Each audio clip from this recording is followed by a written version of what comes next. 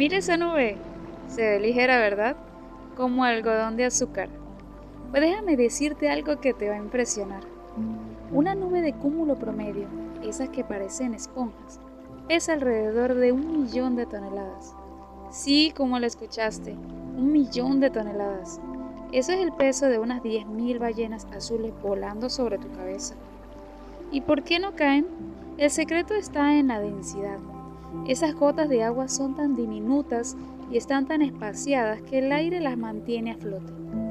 La próxima vez que mires al cielo, sabrás que estás bajo un auténtico monstruo de peso. ¿Qué otra cosa te parece ligera y no lo es? Dímelo en los comentarios.